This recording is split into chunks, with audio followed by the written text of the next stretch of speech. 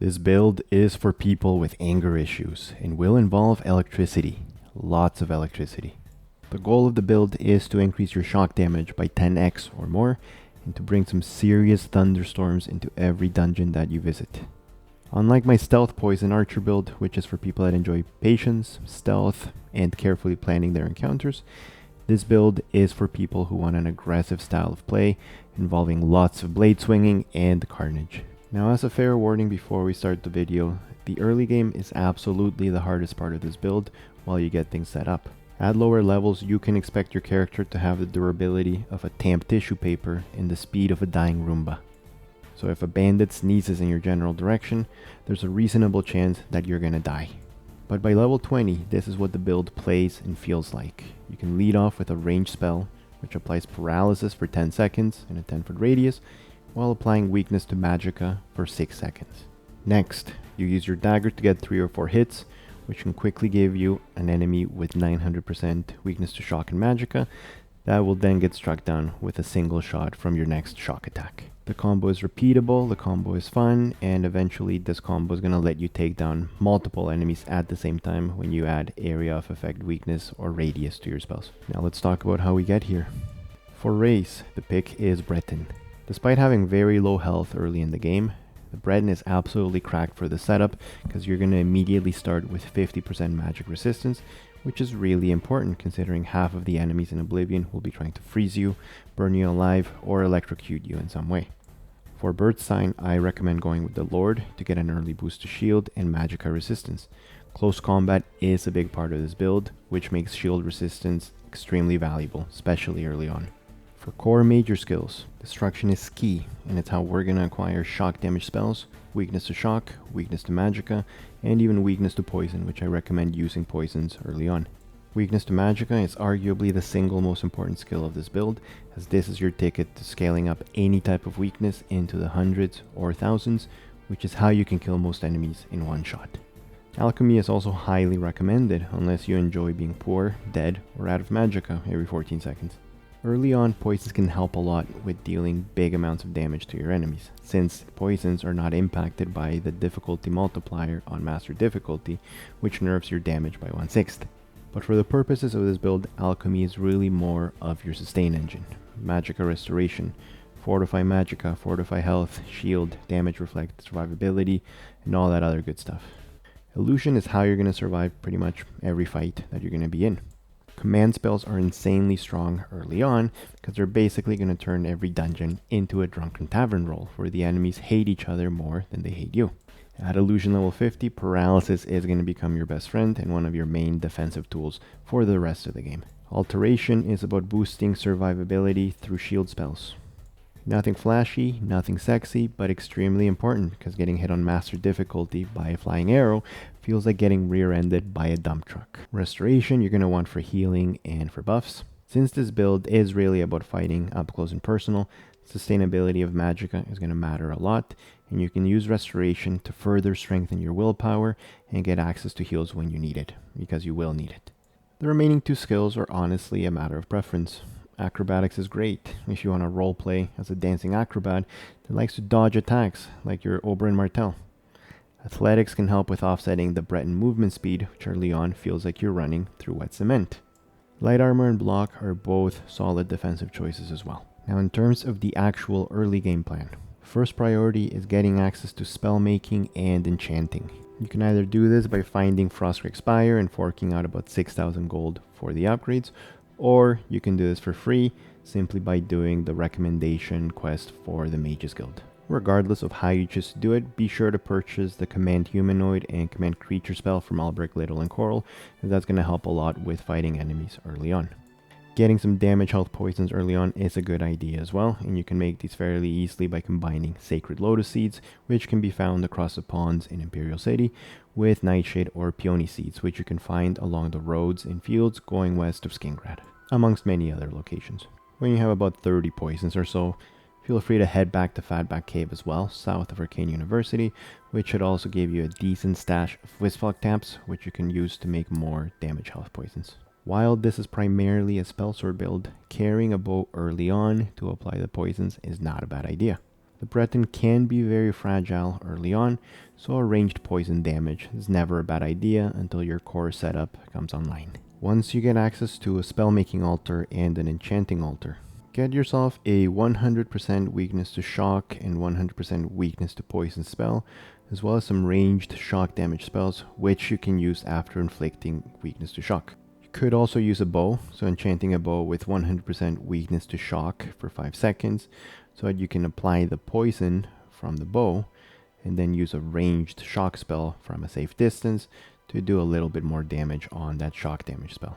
These aren't going to do massive numbers by any means, but the goal is just to use destruction so that you can get destruction to level 50, which is when you unlock weakness to Magicka.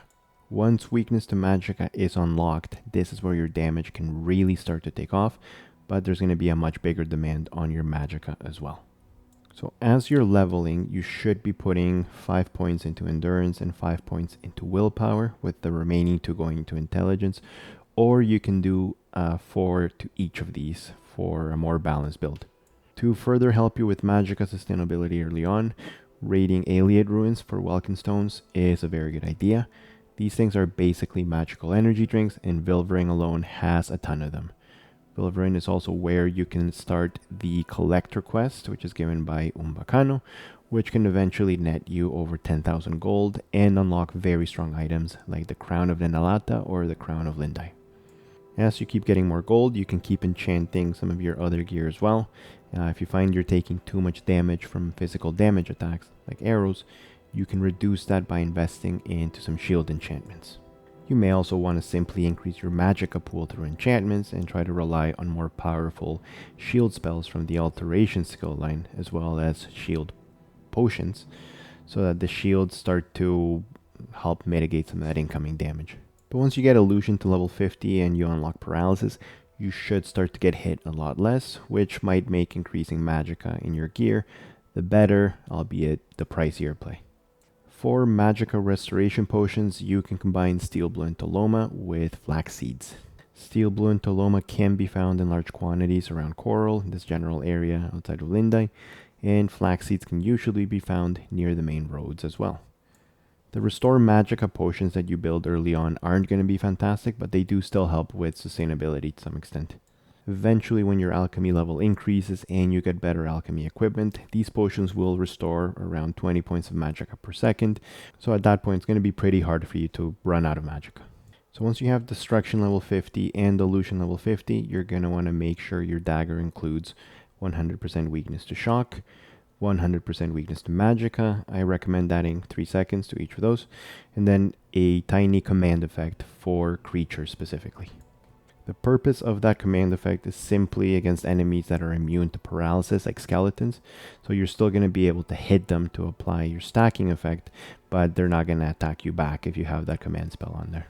As for your spells, I suggest having one ranged spell with paralysis and weakness to Magicka for 6 seconds, provided it doesn't drain your Magicka too much. Like, the spell shouldn't be a problem by the time you get to the end game, level 20 and above. But it might be a little bit expensive at the beginning when Illusion is at level 50 or so. So initially you might just want to do a weakness to Magicka spell from range, and the main point of that spell is simply to inflict your enemy with weakness to Magicka so that you can then stack 200 points of extra Magicka weakness and shock with each hit from your dagger. So by the time you do your final execution shock spell with Soul Trap, you have about a 9x shock multiplier, 9x Magicka multiplier, which is going to make that shock damage do 30 times 9 times 9, which is, I don't even know what that is, but should be enough to take out most enemies in one shot. This combat strategy will be very demanding on your weapon enchantment, so 2 things I should suggest you do is get Azura's Star whenever you feel strong enough to take on those vampires in that cave. And since daggers are very light, you should also keep multiple ones in your inventory with the same enchantments. And then once you go through all of them, you can use a Varla Stone to charge all of them in one shot. Now, in terms of the main combat strategy, you can go about this a couple different ways. At later levels, I can lead off with the ranged weakness to Magicka spell, which applies the paralysis on radius, so I can quickly land 3 to 4 dagger hits, and then the execution spell shot.